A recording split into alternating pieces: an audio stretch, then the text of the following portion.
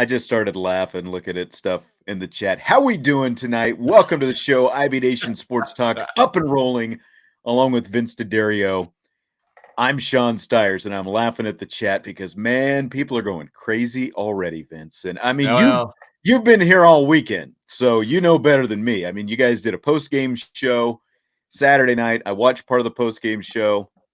Then I listened to another part of the post-game show later on, and then you guys did upon further review yesterday. So I'm sure you've heard from a lot of very disgruntled people this weekend. Well, and look, I want to just put it out there. I'm just as disgruntled as everyone else. But that's right. I'm gruntled. You're disgruntled. Right. I mean, look, nobody that follows Notre Dame is happy right now. And that includes, I would assume, everybody in the building over at the Goog, right? I mean, nobody's happy. But the jumping to conclusions is the fun part that is very hard to deal with when it comes to fans. But again, fan is short for fanatic. So if it wasn't for all the awesome fans out there, you and I would be unemployed. So you know what? Everybody's entitled to their opinion. So true story. It is what it is. But I'm excited to talk about everything that's going on. There is certainly not a shortage of things to talk about. No doubt. I mean, earlier today I saw something online. There's already a Fire Harry He Stand, segment of the crowd out there. So it's like I don't know. Irish Chi-Town. Yes, I am back. Chi-Town. I'll take that as a welcome back. Thank you. I appreciate it. But I did my comeback special in the middle of Countdown to Kickoff on Saturday with Vince and Jesse. Had fun with that. And I've got a little story that I will tell that I was teasing on Saturday. I'm going to save that until kind of midway through the show. Okay. Kind of our segue between the end of this first big segment, and it is a big segment, and rapid fire later. And rapid fire is going to be filled with Notre Dame topics today. One recurring topic that just won't go away. I keep bringing it back because I feel like, it's like both the ceiling and the floor keep changing on it. So I've brought it back once again, and we've just got a lot. I was surprised you didn't bring back the 32.5 total touchdowns for Tyler Buchner. Ooh, well, I think we'd all safely be taking the under right now, for sure. Well, I know you might not like what's going on right now with Notre Dame football, and I don't blame you, but if you don't mind, hit that like button for us, rate, subscribe, review, all that good stuff. Keeps things going here on the old channels, both YouTube and our podcast channels as well. Notre Dame, Texas A&M, Nebraska, all lost on the same day at home. First time that has ever happened in the history of the Associated Press poll. And they all lost to Sun Belt Conference teams to boot. Like, who saw that coming? The uprising of the Sun Belt Conference. Well, clearly the Sun Belt is, jonesing to be that fifth Power 5 team. So whichever one fails, whether it's the Pac-12 or the Big 12 or whatever, Sun Belt's ready to just step right in, apparently, because they are the football conference at the moment. They are. They're the star right now. Appalachian State, Georgia, was it Georgia Southern and Marshall, of course. But crazy day.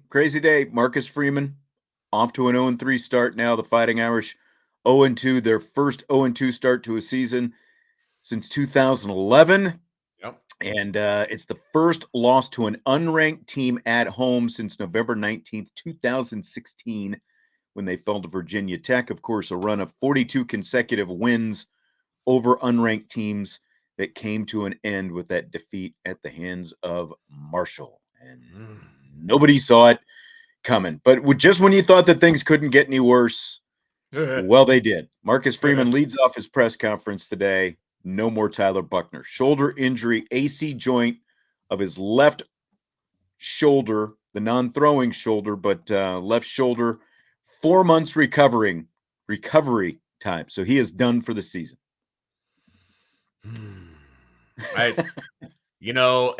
Saturday night, we started to kind of get trickle of word that he was obviously injured and that it probably wasn't great, and how many games is it going to be? And then yesterday, I kind of got the sense that it was going to be a long time. And then, of course, that the news came out with Marcus Freeman. He announced it first thing in his noon press conference that he's gone for the season. And it was, I mean, look, obviously it's devastating for Tyler. I feel terrible for him. I mean, it's not even his throwing shoulder, it's his non-throwing shoulder. It's just extremely disappointing on the heels of a very disappointing game. And it just throws into flux pretty much everything that we thought we were going to get this season, both the game itself and then the outcome of the injury to Tyler Buchner. I mean, we have to literally sit back and reevaluate the entire season because of these two things. Everything. I mean, it's a completely different season now. Completely different. Yep. John A1 says in the chat, I think this is the most disappointing start to a football season in my life. None of my teams won this weekend in embarrassing fashion. I don't know how old you are, John A1, but I mean, if you're a Notre Dame fan, do you remember 2007? That was only 15 years ago. So, like, unless you're 14, I would, I guess if you're coupling other things in there, but like from my perspective, I was sitting there at the press conference today and Tyler James was like, so Dak Prescott, huh? It's like, yes. Thank you. So not only is Notre Dame and Tyler Buchner, in this situation, I try to sit down for, what I consider my entertainment watching the Cowboys on Sunday. And now, Dak Prescott breaks his thumb and I don't even know if I can watch that crap show for the rest of the season, and it's like, I've got my Sunday ticket invested. I've already got to make my first payment on my Sunday ticket. So, here, but John A1 says he's 34. Well, there's got to be more disappointing starts than John. I think he's just wrapping it all. Like there's just all kinds of, maybe his high school team is bad too. And his NFL team didn't win. I mean, believe me, I get it, man. When all your teams are just losing and there's just nothing to feel good about. And frankly, as a Bears fan, I wasn't really anticipating feeling good any week of the NFL season. And they pulled out a victory over what some people thought might be a Super Bowl team. So a little splashdown. Hey, man, even though it was in a torrential downpour, I'll take it. I will take a little positive news for now. So, that was nice. That was nice. I was saying all week, I liked the Bears getting those points. I didn't think that they would necessarily win outright, but I liked them getting the points. That torrential downpour is a huge equalizer, obviously, and we'll touch on that in rapid fire. So we'll save that for a little bit for rapid fire. But Tyler Buchner is gone. It's a grade 5 sprain out of 6 is what Marcus Freeman says, the shoulder AC joint sprain. So he's going to have surgery Tuesday. Again, recovery time 4 months, which puts him in the middle of January. And it is just not good. Tyler Buchner was not a perfect quarterback, obviously, but there's a reason he was the number 1 quarterback. I felt like, and I know you guys, again, hammered a lot of this stuff home over the weekend, with some adjustments and tweaks, it felt like a Tyler Buchner-led offense could really get going. Like we obviously saw some of it out there when they kind of went to more tempo and they were using more RPOs and zone reads and those kind of things. Right. The offense really got rolling. Now the other side of that is, how much did they really want to do of that? There's so many layers to what's wrong with the offense. And again, we'll kind of save the big picture offensive talk for a little bit, like where that's going to go. But let's get into the Drew Pyne conversation because he is the guy now. And like you were saying earlier, Vince,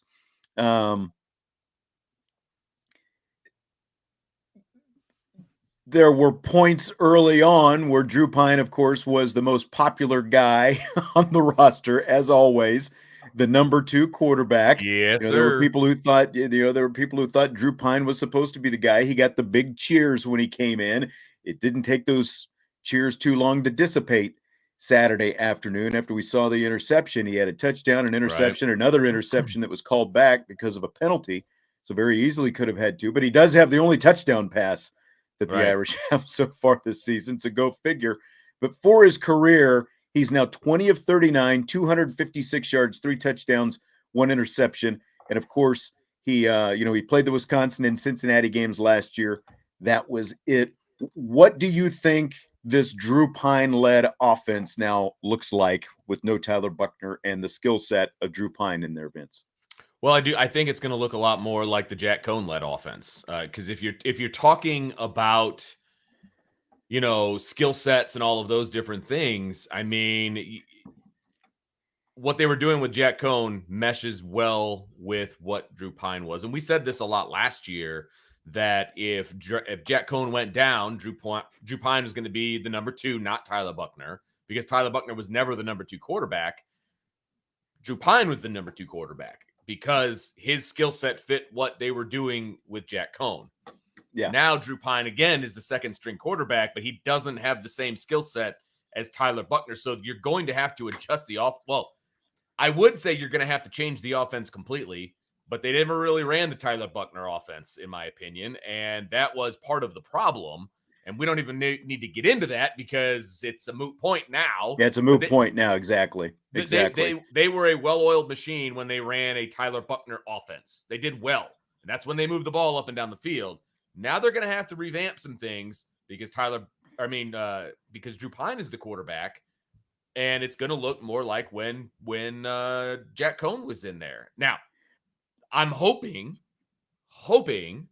that the run game is able to become more established than it was when Jack Cohn was in the game last year, right? I still have hope that Harry Hiestand is going to be able to get this line moving in the right direction, and they can still be successful. I don't know if people remember all summer when we were talking about Tyler Buchner being the starter and all of these different things, we said Drew Pyne is a 10-game winner for Notre Dame. He can win 10 games with this schedule.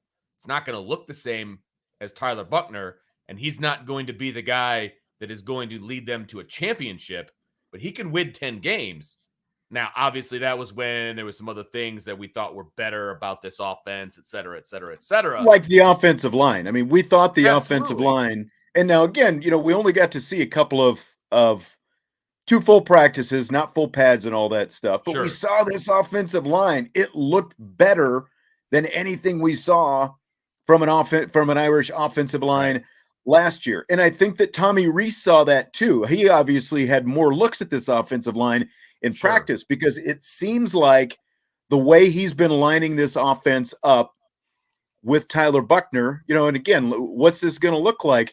Now, I agree with you that I think that based on what we've seen from this offense, it took them 4 or 5 games last year, 5 games before they finally made that adjustment to go to tempo with Jack Cohn. When they finally came to their senses and went, hey, this line can't protect Jack Cohn. Now, Pyne's going to be a little bit more mobile than Cohn, but get the ball out, the tempo, all those different things. It seems like just the way things are going right now, that is needed for the same reasons it was needed with Cohn. But again, it feels like Tommy Rees thought what we thought, that this was going to be a much more physical offensive line, that they were going to be able to knock people off the line of scrimmage, off the ball, right off the get-go and run the ball better. Hence all the 12 personnel packages and sometimes even 13 personnel packages and stuffing that in there. Let's run on 3rd and 2 and 4th and 1 and then get stopped on both. He obviously thought that this was going to be a much more physical offensive line, but it just hasn't panned out that way. Right. No, I absolutely agree. And again, you can run a latter 2021 offense with Drew Pyne. You can do that. His arm is just as good as Jack Cohn. No doubt about it. He's going to take more chances than Jack did. I think that I would say Drew Pyne is much more, and I know this is going to make people's heads explode, but he's much more Tommy Rees when it comes to taking chances and maybe his arm not living up to those chances. Like his mind thinks that he can make those throws that maybe his body can't cash that check. You know what I mean? Like, I feel like that might be the case at times. And so people are going to have to live with that from a turnover standpoint. Now, look, he's going to be even more prepared since he's getting all the number 1 reps and all of these other things. And I think he's going to be fine. And I would not be surprised in any way if they beat Cal. They should beat Cal. I mean, no doubt about that. They should win a lot of games with Drew Pyne. They should. I have no doubt in my mind about that. But here's my thing. For all the people that want Steve Angeli, I'm going to say this one time just to get it out there. Steve Angeli is a true freshman who looked really good in the spring game against third stringers and walk-ons. Okay. He might be a guy that they were going to have to count on this year at some point. He might be. But you also have to remember he's been on the scout team for the past 3 weeks. Yes. So he's going to have to get up to speed with the playbook, and that's not going to happen in 4 days, 5 days. And that's so, when they published the depth chart today, it did say Drew Pyne #1, Steve Angeli #2. And Absolutely. I asked Marcus Freeman about Steve Angeli at the press conference today. So, he says there's some things that he likes, like some of the improvement, just the natural leadership and, some of the skills and stuff like that. But then I also said, just what you're saying, the last time we saw him, when we were able to go into practice and we saw him do anything pseudo live, he was the scout team quarterback. Right. So what I said was Tyler Buchner got a package last year. Is there potentially a package for Steve Angeli this year where even when Drew Pyne is the quarterback, where Angeli is not necessarily, trying to overtake Drew Pyne, but to get him on the field for a few plays to get his feet wet in the same way that Tyler Buchner said. And, he didn't come out and directly say yes, but he also said, we've got to get a package of plays ready for Steve Angeli that he, is capable of running early on. Because as I said to Marcus, he's a play away now at this point as #2. But to your point, he is not ready to go out there by any stretch and be a starting quarterback, because last week he was still on the scout team and now he's the #2. Now he actually gets to wear his number to practice. Like, this is the first time. Yesterday was the first time he got to wear his number to practice since fall camp. Okay. Yeah. These are the things that people have to remember. Yes, he's bigger than Drew Pyne. He is. Drew Pyne's about 6 foot, about 198 pounds. And Steve Angeli is listed at 6'2" and a quarter and like 110 or 210 pounds, something like that. He's not 6'3", 220, #1. Okay. Like, let's not inflate things. This isn't a basketball roster. Okay. Right. Yes, he's bigger than Drew Pyne. There's a lot of humans out there that are bigger than Drew Pyne, but Drew Pyne is a junior. He's been in this offense for almost 3 years now. Well, people have to remember that too, right? He's still the best option that you've got.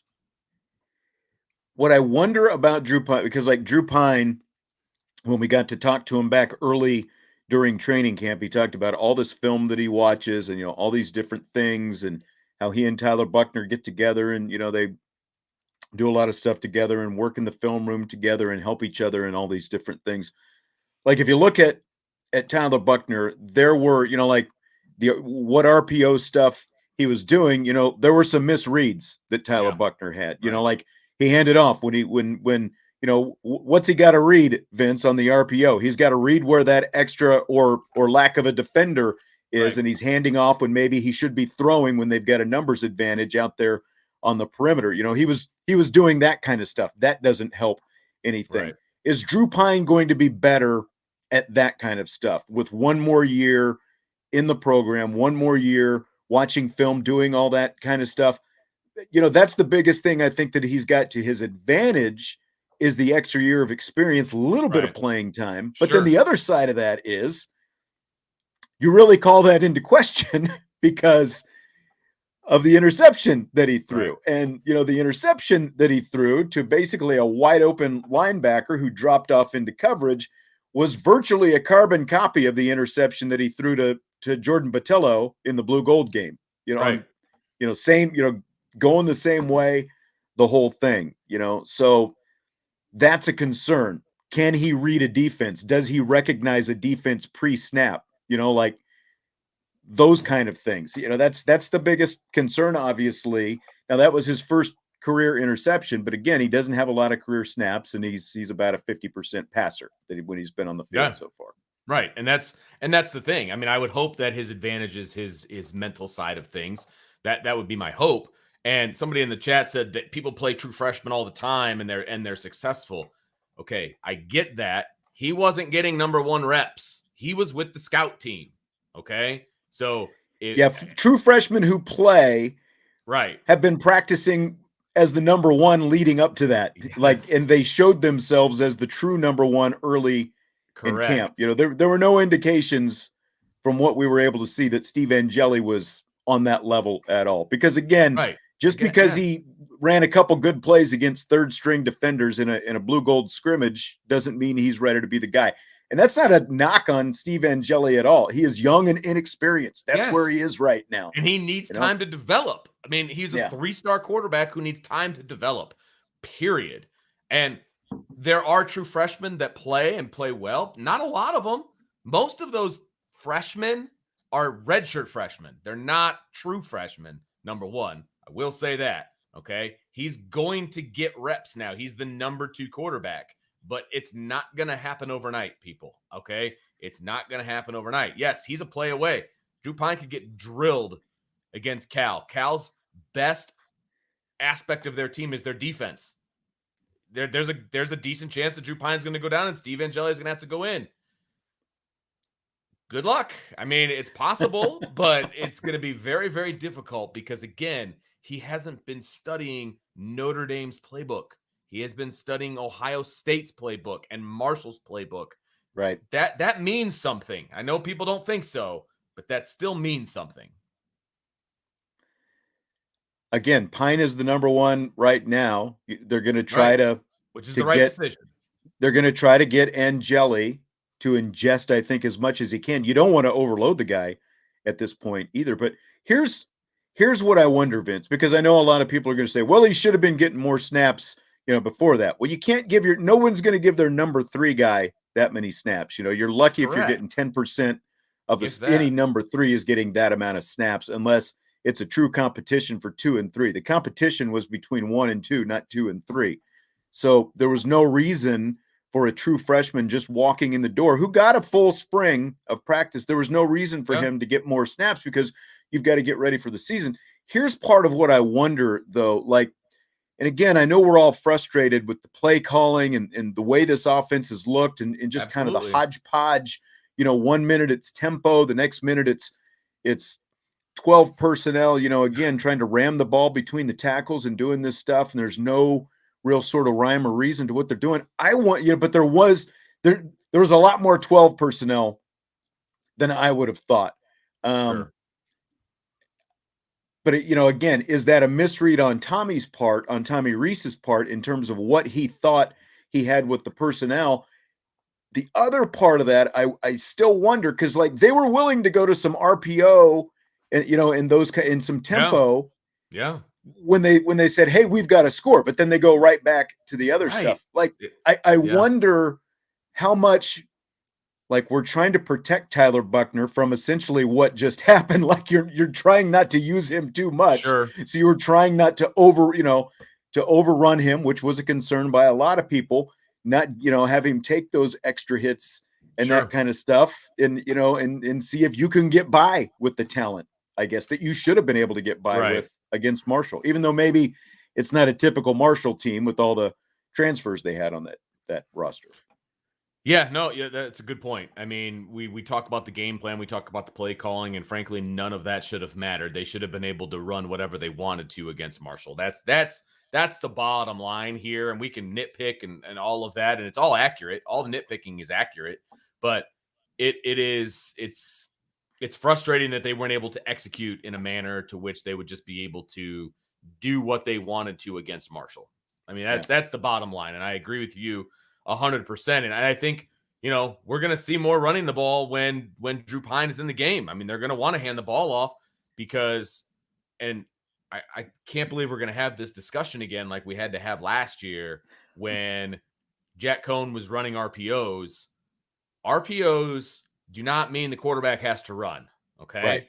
RPO stands for run pass option. In other words, hand off or throw the ball, not or run the ball with the quarterback. The read option is more, read option is more the quarterback is going to be running. Right. Which you can still mix in there. You can still do that, absolutely. And look, and Drew Pyne is more of a capable runner than Jack Cohn was, but he's not Tyler Buchner, okay? So you can do a little bit of read option. You can do that, but I think you're going to see more RPOs. You're going to see more straight runs. You're going to see more straight dropbacks with Drew Pyne. We'll see what happens.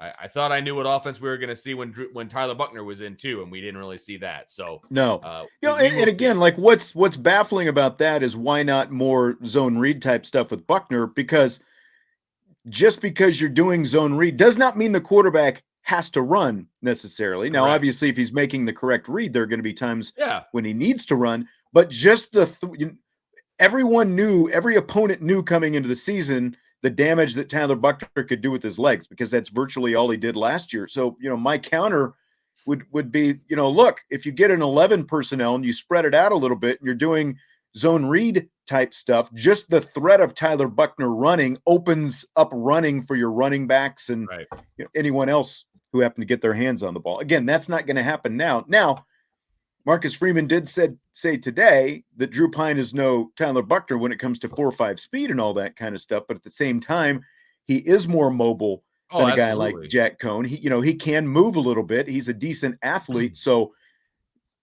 things like tempo and some of that read option and RPO, you would expect to be a big part of this offense now. No, you're absolutely right. And I would hope that there would be a little bit of read option in there, because I do like that type of an offense. I do like that with Drew Pyne. The funny thing to me is somebody said, well, we got to get Angeli in there. He's got swagger. Drew Pyne is dripping with swagger. Did anybody not watch the Wisconsin game? Do you remember him doing the Conor McGregor thing? Yeah, right. Exactly. Like he thinks he's an NFL Pro Bowler, right? I mean, and it's nothing against Drew, but he's got swagger for days. Yeah. Like, if that's the defining point on who we're going to get in the game, then Drew Pyne deserves to play. Okay. Yeah. And look, here's the other thing. And we said this last year. Drew Pyne is a guy who is a very vocal leader on this team. He's a very vocal leader. Every time we're at practice, I mean, he is a vocal leader. These guys are going to want to play for Drew Pyne. So don't have to worry about that part. Now, they got to fix all of their own mistakes, but you're not going to have a situation here where it's like, oh, it's the backup, whatever. Now, these guys are going to want to play for 10. And I firmly believe that. Look, I think we're going to see Angeli at some point this season too. Again, whether it's a package deal or whatever it happens to be, we're going to see Angeli at some point. But I think that you're going to see, probably at least for the next 2 weeks, you're not going to see him unless it's an emergency situation and something happens to Drew Pyne. Because again, I think they want him to learn more of the offense and have at least a firmer grasp on the offense out there. We had that super chat. I didn't get to read it, but just real quick, the boom, got it. No changes on the depth chart of the offensive line. Wow, says Robert. Again, look, this is something that we've talked about, and Vince hammers on it a lot, is you don't just make changes for the sake of changes. You don't go to number 2 just because number 1 is not getting the job done, because number 1, even though he might not be getting the job done on Saturdays, he's number 1 for a reason. And that's because in everything that they did and all the evaluations that they did in hundreds of hours of practice, literally, going back to the spring and training camp, they felt like that was, you don't just make a change to make a change. And Harry Heastan's not going to make a change to make a change. They're going to put their best guys out there.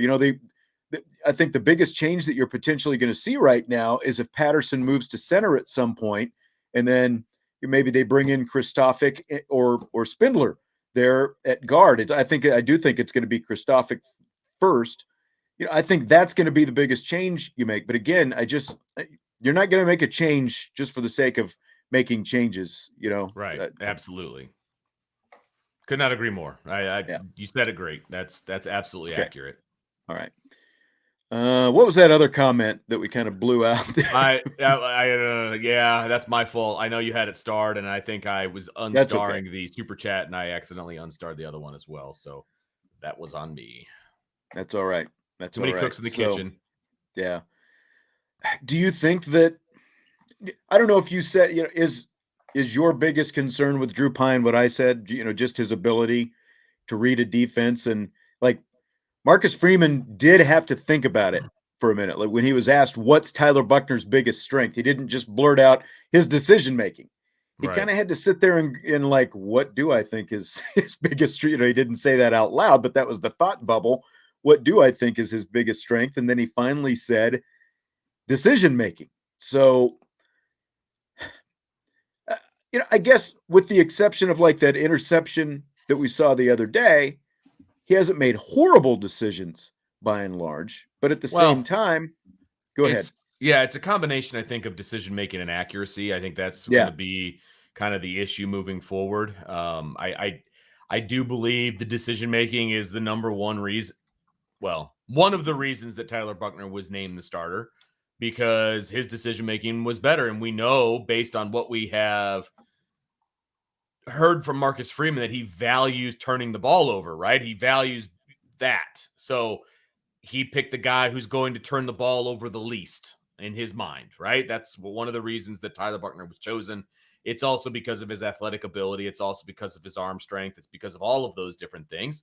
And Drew Pyne doesn't have some of that. His decision-making has been questionable. His arm strength has been questionable. His accuracy has been questionable. Again, those are all things that you can work on with. And now that he's getting all the number one reps, maybe his decision-making is going to be even better. That would be great. Maybe he's going to be throwing to wide open guys, so the accuracy isn't going to be as big of a deal, right? There's all kinds of things that he can do to better himself moving forward. There's no doubt about that. And, that's fine. I mean, Drew Pyne is going to be fine, right? We can nitpick his game plenty, but he's going to be fine. I do believe that much. Well, yeah, he's going to be fine if they can actually start running the football. You got to do better than 3.1 a carry and 103 a game. Again, we can all write off Ohio State to Ohio State. Sure. I don't care what kind of Division I FBS transfers Marshall has. You've got to be better than Marshall down in the trenches. And that to me is the biggest head scratcher of this whole season so far is seeing both lines basically just flounder against Marshall's lines. Absolutely. And they need to get Chris Tyree the ball more too. Like that needs to happen. Well, that's here's about as head scratching as it comes for me. And I guess, as a head coach, you're in the flow of the game and you've got your position coaches and your coordinators. They're discussing these things with different personnel and stuff like that. Now, as Marcus Freeman said, Chris Tyree actually ended up with the most snaps of any of the running backs. It's just for whatever reason, again, now there was an RPO where Tyler Buchner could have easily got the ball, or actually he did get the ball to Chris Tyree. It was in one of those three, they had like the three receivers set up out there and they had a numbers advantage. They get the ball to Chris Tyree and what do you know? Boom. It's like first down, pretty easy little catch and run, but they're not doing enough of that. And that is a huge glaring factor right now when one of your game-breaking guys is not getting enough touches of the football. And the flip side of that as well, Logan Diggs, and I mean, none of us have anything against Logan Diggs. It does look like he's still got a bum shoulder though, because he's chip blocking on a blitz right up the middle. And I was sitting next to you, the blitz comes flying right in Tyler Buchner's face from that linebacker. And it's like, well, he chipped him, that's great. If you're the defensive, if you're a tight end and you're the defensive end and you're at least trying to chip and then go out for a pass, but Logan Diggs just chipped the guy and then he freaking levels Tyler Buchner. That's not acceptable as a running back. You've got to get your body in front of that guy. You've got to square up with him and you've got to go head to head with that guy, and even if you don't get him full throat, you've got to get enough of him to keep him off your quarterback. And so that's a problem when Chris Tyree's 100%. Not touching the ball enough and a guy like Logan Diggs is whiffing on blitzes. Oh my gosh. And it was such an obvious blitz and he just wanted to get out and get the ball because as soon as he chipped the guy, he turned around like he was ready to catch a ball. It's like, you're not gonna be able to catch a ball from a guy who's just getting planted because of the guy that you didn't block. Because you just let him go. Right. Yeah. Like, come on, man. Like, that's not going to work. Agreed. Sam says Freeman's offensive knowledge or lack thereof is a bit concerning. And, I think it's a factor in all this. Here's, again, like when it comes to play calling and what's being called, I realize that, Tommy Rees is putting together a good chunk of that game plan. But, like Marcus Freeman talked the week before Ohio State, he had a general, this is what I want to do. I want to control the clock. I want to run the football. We're going to go with all these heavy packages, all that kind of stuff. Over the course of the game, though, even though the head coach, a defensive-minded head coach like Marcus Freeman, might not be calling the plays. If all of a sudden the offensive coordinator starts doing something different and it starts working, the head coach can just say, hey, let's stick with that. You know, Yeah, he might not be 100%. calling the plays, but he can say, let's stick with that. You know, it's just that simple. So Marcus Freeman doesn't have to be an offensive guru. He just has to say, hey, that's working. Let's keep doing some of that. Let's keep scoring some more points. Right. Well, and here's the other thing. Has he ever been on the offensive side of the ball that we're aware of? No. But he's been a defensive coordinator. The whole point of being a defensive coordinator is understanding what an offense wants to do. He's not ignorant to offense, okay? I agree with Sean 100% that maybe he's never called an offensive game, okay? But he still knows offense, right? Maybe he doesn't understand how to teach it, fundamentally, and to do all of the intricacies of an offense. But everyone can see what works as well. But he understands how an offense works, and he understands how to defend an offense. So yes, I'm with you 100%, Sean. If he sees something that's working, be like, click over offense. Guys, let's keep doing that. All right, talk to you later. That's exactly what you should be doing. There's no question about it. And I do think that based on what we saw in the first two games, it was a mistake for Marcus Freeman to want to be, let's run the ball, let's stop the run, let's do that. Like, that can't be your mantra if that's what you're not good at. And that's like a classic defensive-minded head coach's mentality, right? Absolutely. It's like very, again, like going back to Ohio State, very conservative, run the ball, stop the run. That was Marty Schottenheimer back in the Cleveland Browns / Kansas City Chiefs days. Let's run the football and stop the run. And hey, to an extent it worked, Right. But once it got to big game time, it didn't work quite as, I understand, you want to win the trenches and do all that stuff. I've got no problem with any of that kind of thing. But yeah, it to me, especially after seeing Ohio State, it struck me as a very defensive-minded, defensive coordinator, first-year head coach, or first-time head coach type. That's his background. I'm a defensive guy. Right. This is what I want to lean on. fairly conservative game plans. Right. That kind of stuff. And that is, in my opinion, where the rookie head coach / former defensive coordinator comes in. Right. I mean, that is the not the problem, but that's what you get. And he needs to adjust a little bit faster and reevaluate kind of where he wants to be with all of that. And that's where learning on the job bites you in the booty, to be better, lack of a better term. Super chat from Thistlemore Pottery. How bad are they missing Elston right now, or too early?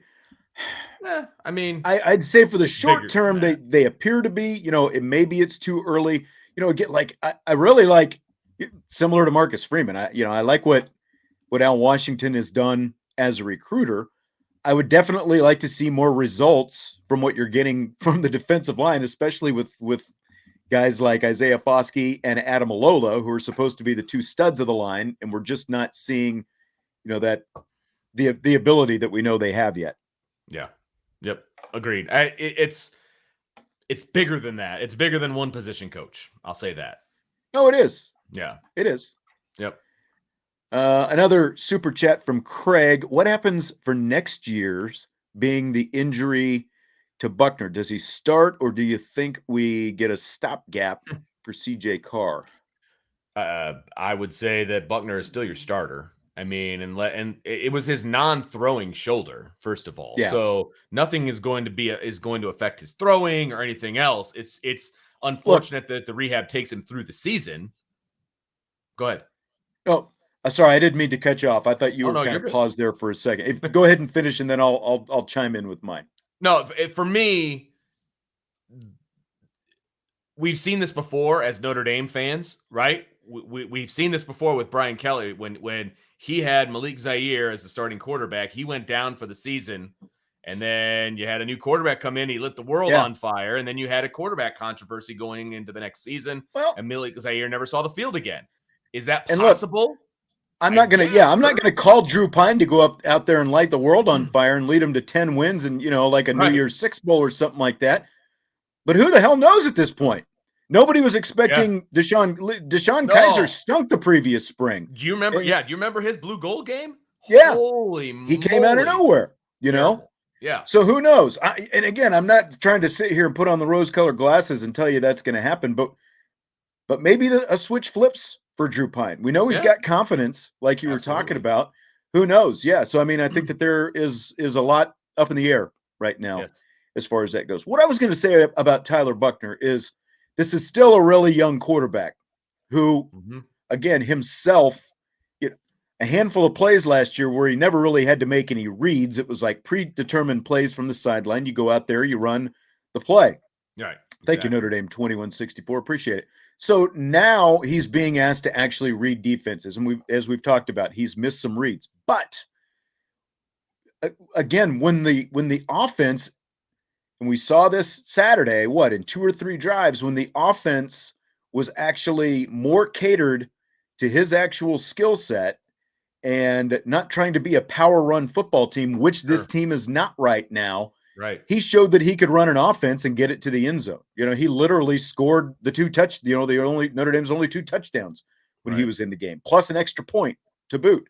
So, he can be that now. I think he probably needs to put on another 10 or 12 pounds of muscle if he's, going to continue to be a running quarterback, which he needs to be.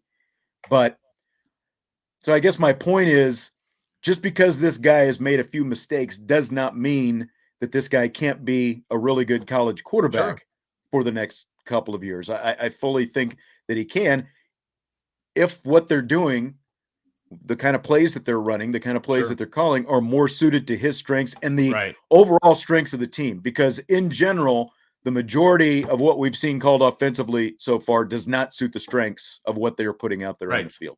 Completely agree with that. And I will also say that when Ian Book came into the program, I never thought he would start at Notre Dame, and he ended up winning 30 games, right? He was a 3-star quarterback who, was it Sanford that he followed? He was going to go, whatever. Either way, he comes to Notre Dame, and I'm thinking to myself, okay, great. He's going to be a career backup, and he ends up winning 30 games for Notre Dame. Is that possible from a Drew Pyne? Yeah, that's possible, right? But we won't know until he's the number 1 guy.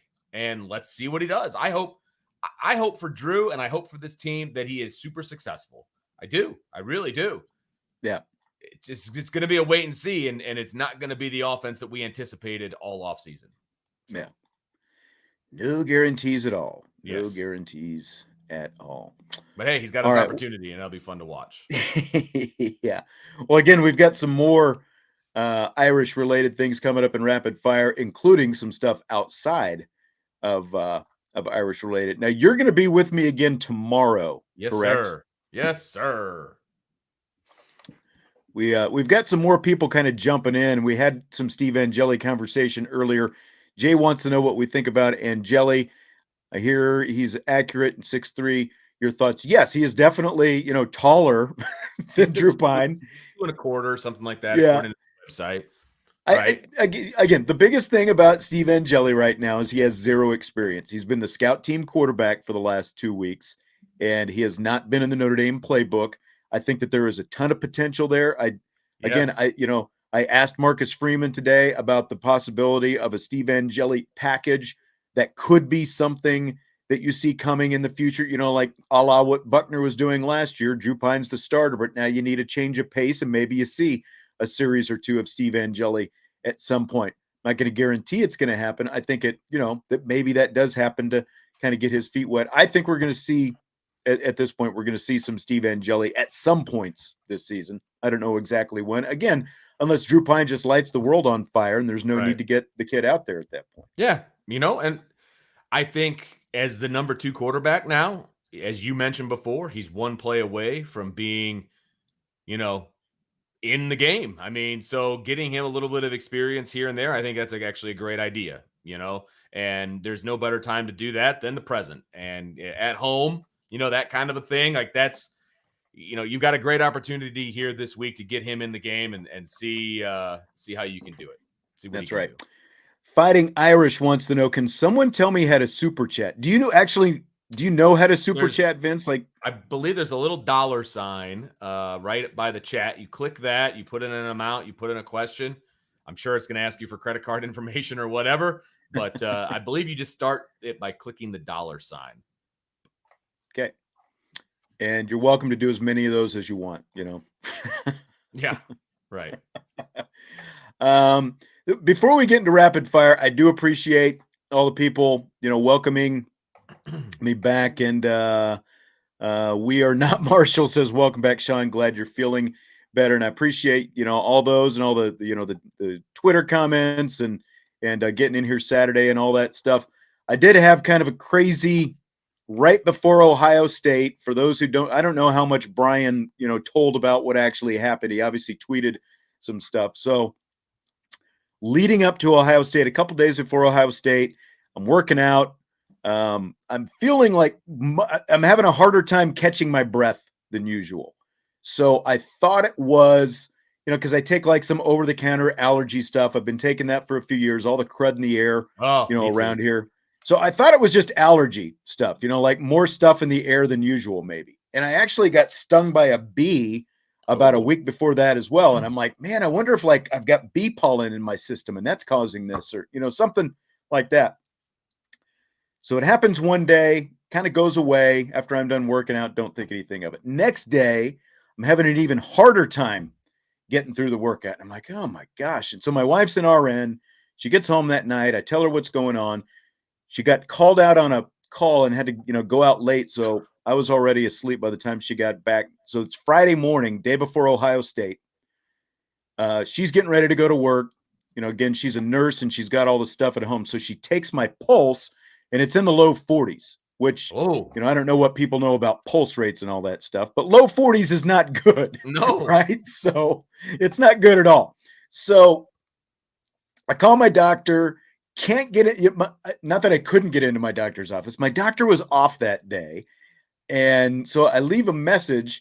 The nurse says, well, she's going to page him and have him call me.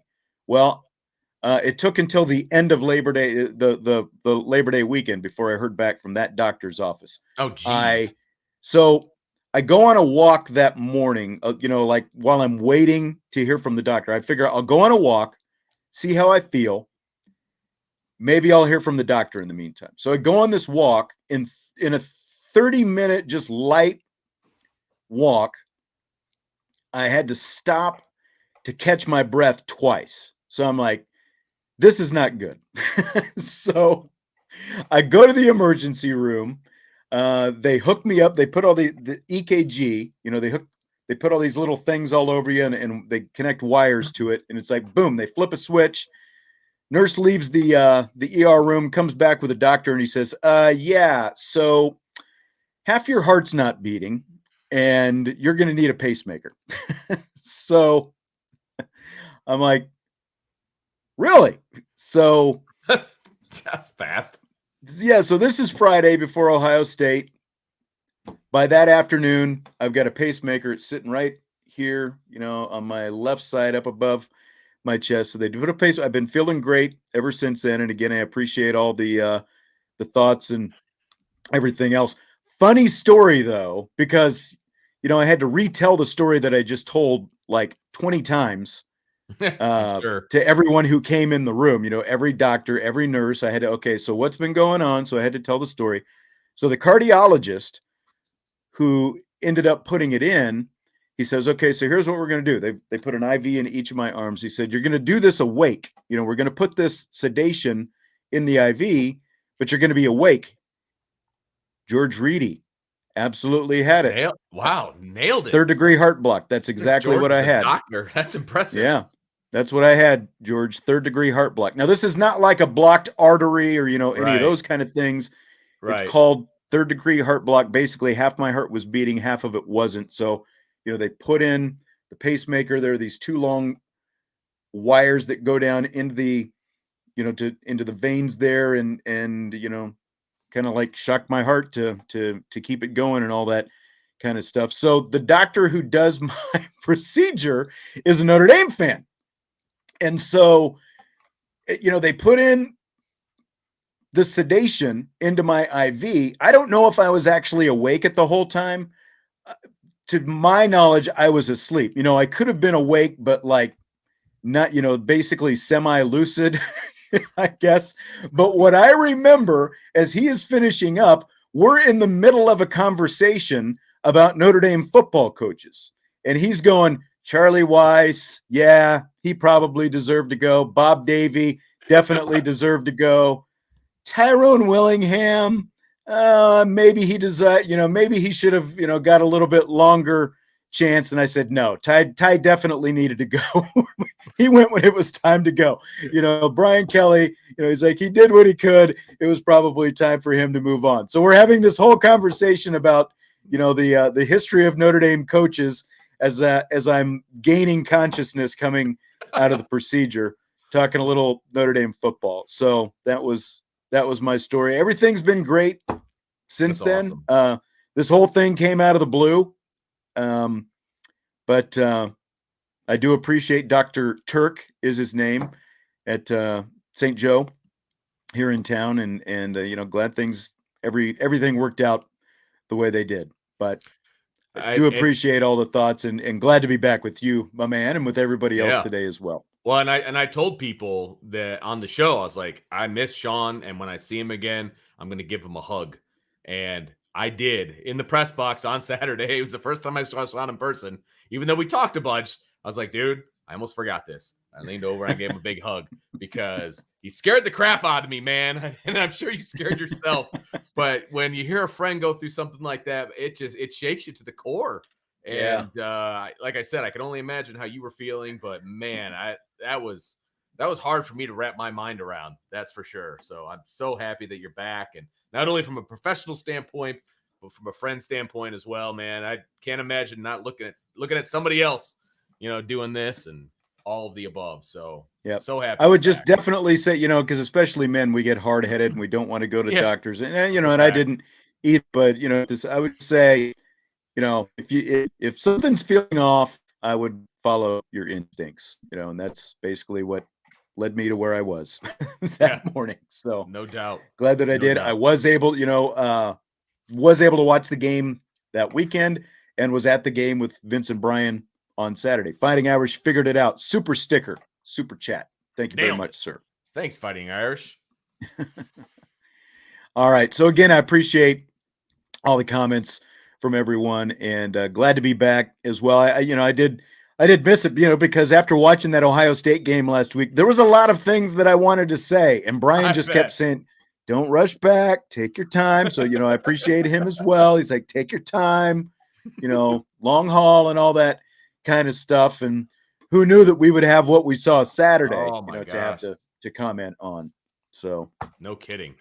So that's where we are.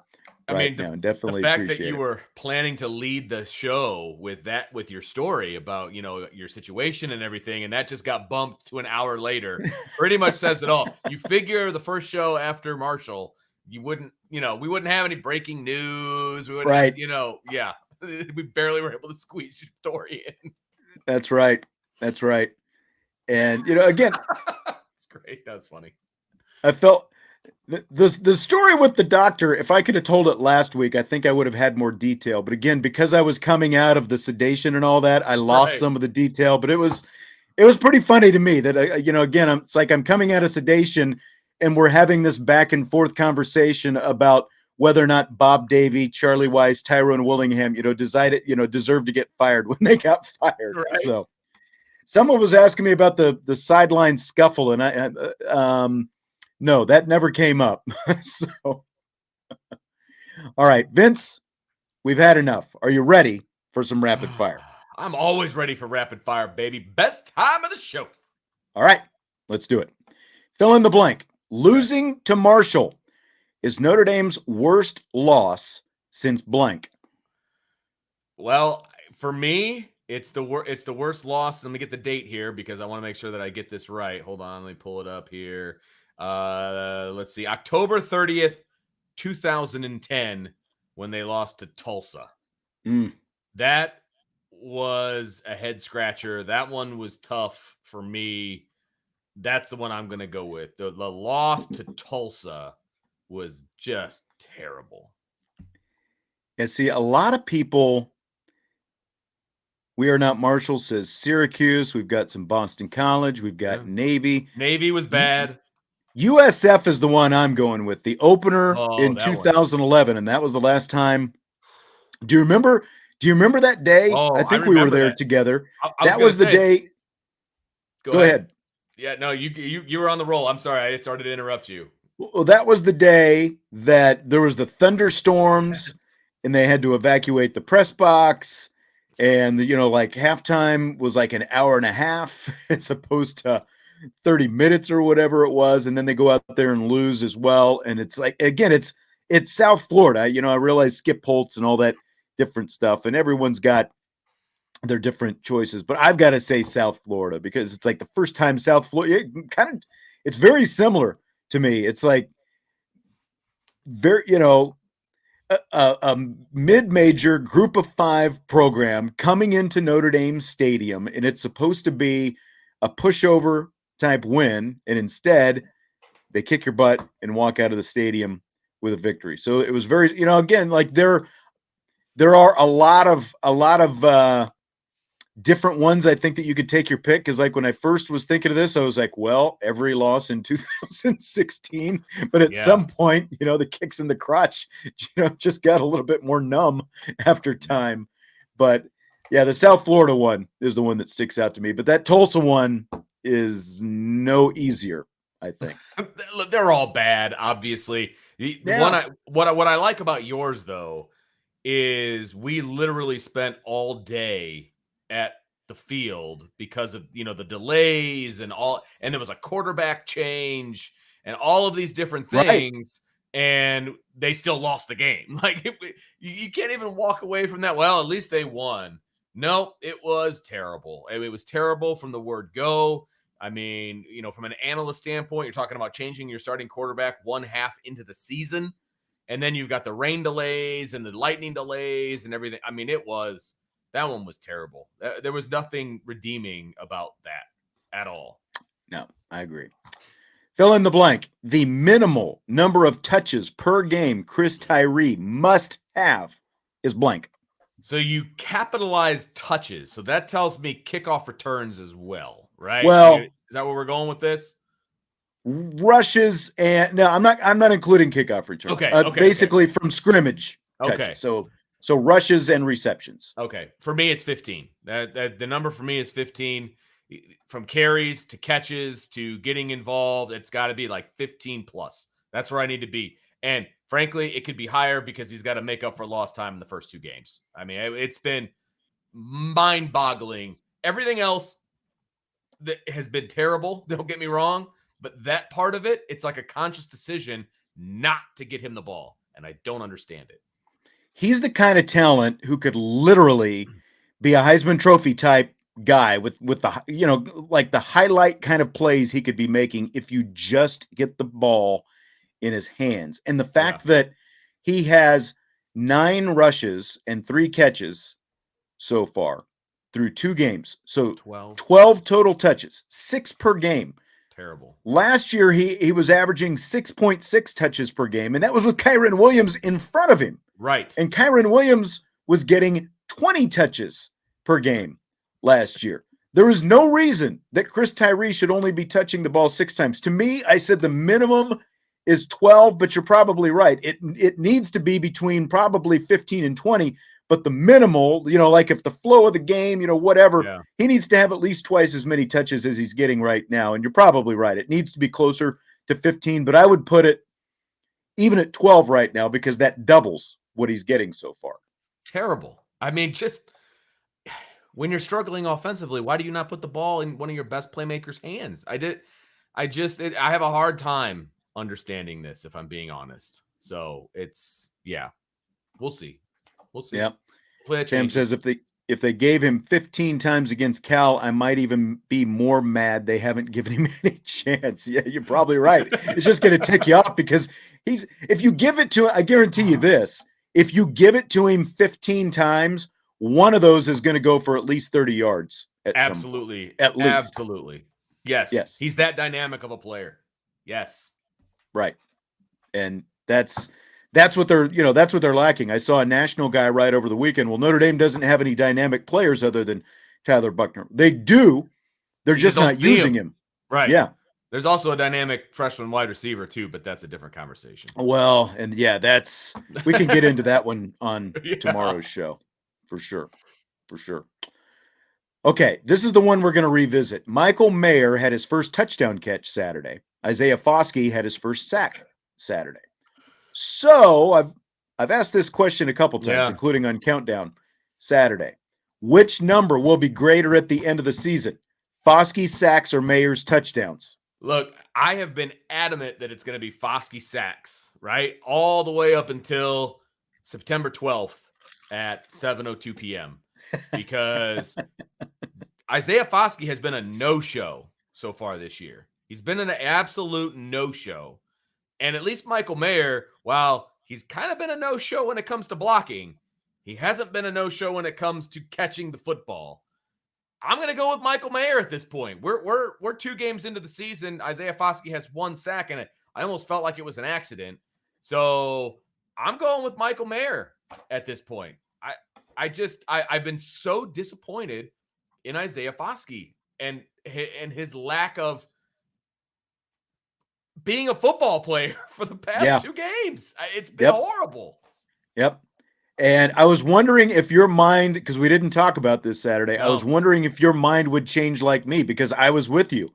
Yeah. And I had Foskey with the sacks as well.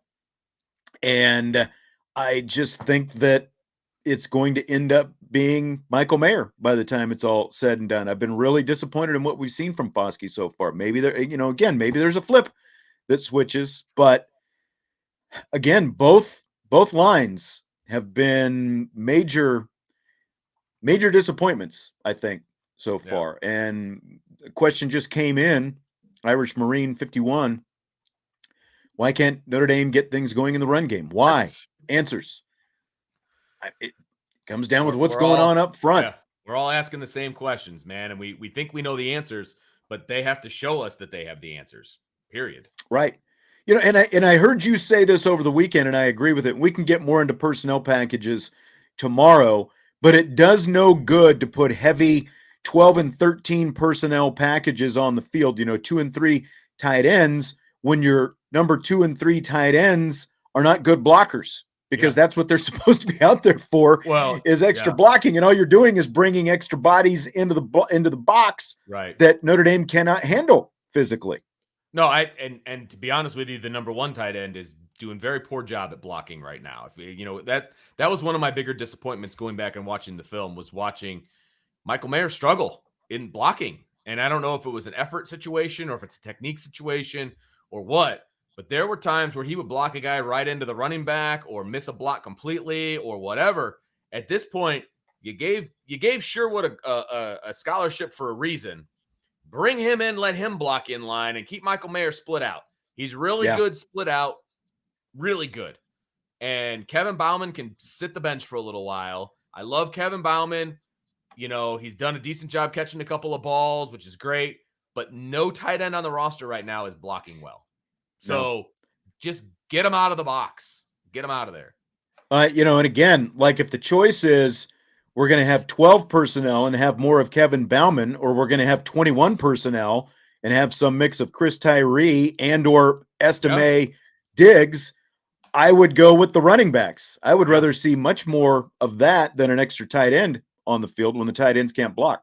And, again, like I'm of the opinion that, like if you were this big physical team that we thought they were going to be, okay, then it makes sense to have the heavy personnel on the field. But I think they have a much better chance of running the football with 11 personnel and having guys spread out, open the field up, get guys out of the box with that. I think that can potentially, I guess it's kind of a little bit more finesse, but I think that can open up the run game more than what they're doing right now by trying to bring more guys into the box when they can't push them off the line.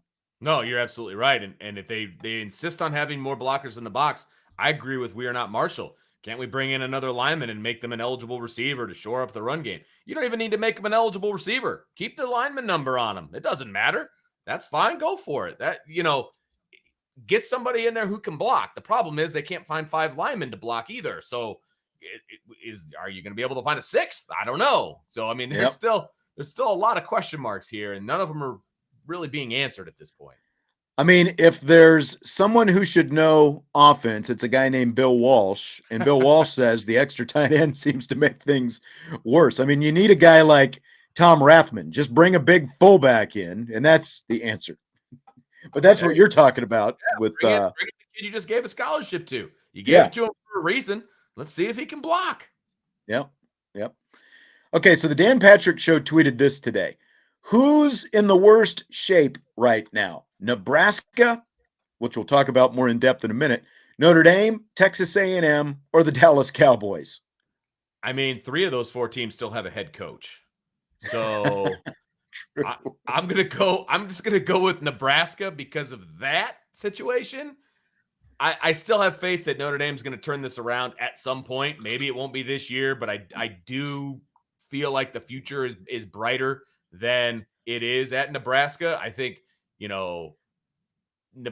Texas A&M is building up their team the absolute wrong way, and I don't think that's sustainable, to be honest with you, especially in the SEC. I think you're going to see mass defections from there. And I'll let you speak to the Cowboys, but they're without their quarterback for a while too. So, but I still think overall it's Nebraska. If I'm going to rank them for right now, well, even like right now, like Nebraska switch, they actually had Frost for 5 years, which, well, not quite 5 years, but they're always changing head coaches. They've been a mess for a long time. So Nebraska's got to be at the top of the list. The Cowboys have to be number 2 because their offensive line is a mess. Now they're without Dak Prescott for at least 6 weeks because he broke his thumb. So now we're going to see Cooper Rush, which means, okay, great. Now we're playing for a top 5 pick in the draft next year with Cooper Rush being the quarterback and the lack of what they already had offensively. So I'd put them second. I'd put Notre Dame third because of where they are right now, 0-2, and trying to get something figured out. They just lost their quarterback, obviously, too. And then I'd put Texas A&M after that. Let me just ask you, since we're on the subject of Nebraska, though, they fired Scott Frost over the weekend after they lost to Georgia Southern. And if they had waited 3 weeks, their buyout would have been $7.5 million instead of $15 million by firing him today. Would the wait have been worth it, Vince? To me, 100%. That's a lot of money. I mean, you basically doubled the payout, right? I mean, it's $7.5 million you could have saved and done a lot of things with, in my opinion. I realize things are expensive and millions of dollars doesn't go where it used to or whatever, but it's still $7.5 million. Could he have made Nebraska worse in the next 3 weeks? I don't think so. I mean, could it have been bad? Sure. But I would have told him, hey, we're going to fire you in 3 weeks. Or, you got 3 weeks to fix this thing or whatever. But no, I would have waited. I would have waited. And yes, it would have been a financial decision, but I would have waited. If you're going to fire the coach after 3 weeks, and look, he wasn't doing a great job. Why didn't you fire him last year? That's doing it 3 weeks into the season and paying double what it's going to cost you by not waiting 3 more weeks just seems foolish. Now, I guess if you've got a bunch of alumni or boosters or whatever who are going to kick in the extra $7.5 million to do it now, okay. But what's the benefit in firing your head coach 3 weeks into the season? It's not like you're going to be able to go shopping for a head coach right now. All it does is start speculation to other schools already on who's going to lose their coach next year, which you've already got lists of, who the candidates are and all that kind of stuff. And I'll just say right now, leave Lance Leopold alone. Kansas just beat West Virginia, the upset that I called last weekend. I need him for at least a couple years. I mean, they've got to get to a bowl game once before you let him go. But it makes no sense. If you're going to fire a head coach 3 weeks into the season, you should have fired him at the end of last year. I realize he's an alum and all those different things. And then just on top of the fact, I saw this today. Since 2005, with all these coaches Nebraska has fired, they have paid $50 million in buyouts in the last 17 years. $50 million in buyouts. in the last 17 years. That shows you, again, that shows you what a bad state Nebraska football is in. And they're just stupid to fire him and pay that much more to fire him and not just wait 3 weeks to do it. There's nothing that you gain by doing it now that you wouldn't have got by waiting until October 1st. Yep. I completely agree. It's not like they're going to replace him in the next 3 weeks. You know what I mean? And I think Antoine in the chat said that as well. Waiting doesn't hurt you at all. No. I mean, you have already decided that this season is over because you're firing your head coach. So another 3 weeks is going to make zero difference. Zero. Yep. The only difference it's going to make is you're going to be $7.5 million richer by the end of it. And you decided to give that money to him. And now he's got $15 million in his back pocket to not coach, which is. Well, and Chi-Town is right. They deserve it for being awful. Frank Solich was winning 9 games a year, and they're lucky to get half of that in the time, in the however many years it's been now since they fired him. T-Roy Jenkins, maybe we should hire Jason Garrett as the offensive coordinator so we don't have to listen to him in the booth. We'll address that tomorrow. Are you telling me I'm going to have to watch that game again and listen to the commentators? Is that what you're trying to tell me? Let's listen to we'll listen to part of it. Yeah. Because I know you probably turned it down and I forwarded through a lot. I've got a few thoughts. Fair enough. So it was pouring down rain in Chicago yesterday. Bears caught a lot of grief for their field conditions at Soldier Field. Is the criticism fair or foul, Vince? Well, look, so in the preseason, the field looked terrible. It was terrible. Remember that big chunks coming out and it was a disaster. It was a safety concern, all of it. So they literally replaced the entire field last week. They replaced it. It's brand spanking new. And then they get torrential downpours all day long. I mean, you can't blame God for the field. I mean, it's like, I think it's foul at this point just because they were having to deal with all of the weather and the rain. And I mean, it was just nonstop. There's nothing you can do to control that. And frankly, it was really, really wet. Maybe it should have drained better or whatever. That's kind of over my head as far as the engineering of a field is concerned. But they just put in a brand new field. What more do you want? That's exactly it. I mean, they need to get out of Soldier Field, but the field itself, it's the stadium that's the bigger issue. The field itself, raining the way it was raining yesterday, like you said, I have no idea what the drainage underneath looks like, but that is as hard as I've seen it rain during a football game in a long time. And I don't care where you are and what kind of field you have, you would have had bad field conditions with it raining as hard as it was raining yesterday. And we were supposed to get more of it here in South Bend. We didn't get it quite as bad as they got it in Chicago. It was just dumping on him. Like I saw this video of a guy who was standing there with his popcorn and the water's just gushing down and it's filling up his popcorn bucket. And he dumps out his bucket and he's like, "What? My popcorn's gone." And it's like, there's a lot of things that you can bag on the Bears about, but again, you can't control the weather. And unless you're playing in a dome stadium, which, they want to build a dome, but unless you're playing in a dome stadium, I don't see how you can knock the Bears for what that field looked like. Rain is rain. You can't do anything about it, no matter where you are. Nope. I completely agree with that. They did everything they could. They were squeegeeing the field, but I mean, it was constant rain. And when you get constant rain like that, there's just nothing you can do about it. I mean, it just is what it is. Yep. Now, on that subject, fill in the blank. It's blank that Bears punter Trenton Gill was flagged for unsportsmanlike conduct when he brought a towel on the field yesterday to wipe down the spot where the Bears were trying to kick a field goal. And so because of the penalty, 5 yards pushed him back. They ended up punting instead. What do you think about that one? I think that rule is stupid, first of all. I mean, in the past, and you're going to have to help me out because you know how bad I am at historical trivia in sports, but didn't they use like a plow to plow over where the kicker was going to kick in way the snow? Back in the day at the Patriots game? Yeah, I think it was banned after that happened, but I don't think that so it's in direct. Okay, that's fair, but at the same time, what's the difference? Why can't you? I mean, it's not like he was picking the grass up, and like trying to find cement or something. He was just wiping it down so the guy doesn't kill himself as he tries to kick the ball. I'm sorry.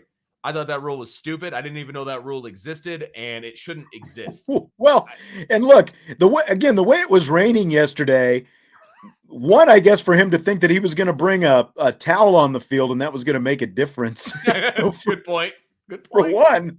And like, because like, what is that actually going to do when it's muddy and it's, all soggy and everything else? So yeah, I think it's a completely stupid rule as well. Again, if it's raining like that, is it really going to hurt if you bring out a towel to kind of try to mop it up a little bit? I will say the one good thing to come out of that, the Bears won, and that was one of the coolest, most fun victory celebrations that I had ever seen after they took the last knee and the whole team went and did a, like a turf dive in the end zone. That was pretty cool. It was. I mean, look, the Bears don't get to celebrate many victories, so you might as well have some fun with it and slide in the rain and everything else. Hey, look, they're in first place in the NFC North, baby. Yep. First place. Yep. All right. Well, that's going to do it for tonight. It's been as usual, very live chat here tonight, which I guess has it been this crazy all weekend, just with people. Oh, yes. I'll give you some specifics from the post-game show after we get off the air, but yes, it has been this way, both for the post-game show and upon further review that we did Sunday night.